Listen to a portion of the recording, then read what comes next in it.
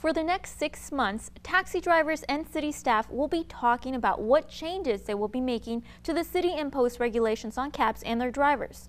This, while rideshares operate without any kind of regulation from the city for the next year. Conozco la ciudad. Sí, pues realmente siempre he sido chofer, pero de servicio de lift de ambulancias, y este trabajo es muy relacionado. For 6 months, Luisa Cervantes has been driving people up and down the streets of Laredo in her city taxicab. Disfruto de dar el servicio al cliente, que realmente es pura gente que va a trabajar igual que lo que yo hago, trabajar. Before getting behind the wheel, she had to meet requirements set forth by the city. But in the near future, Acting City Attorney Christina Hale explains some of those requirements may be changing. Such as the dress code or vehicle inspection, physical requirements, and perhaps even reducing the insurance coverage. This is coming after City Council decided to find a way to lighten city-imposed regulations on taxis after they had initially set forth to eliminate the ordinance regulating them.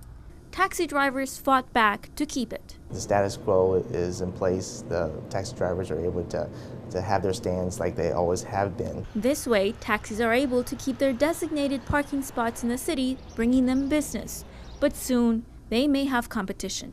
Rideshares have started picking up passengers. Companies like Lyft and Uber have regulations of their own, but even if they don't, rideshare companies in Laredo have no safeguards set by the city for a year. As it is now, there's no rules. You know, it's all done through private contract. I mean, the rider communicates with the company, and the rider, again, rider beware. You know, you have to check them out, so to speak, and assure yourself that that's a safe vehicle that you're driving with a safe driver as well.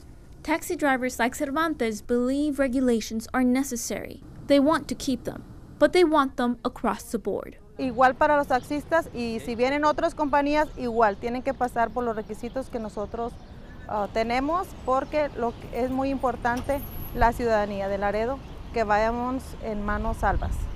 Taxi drivers have to pass fingerprint background checks right now required by the ordinance. Sometimes some drivers have to be turned away for failing to pass.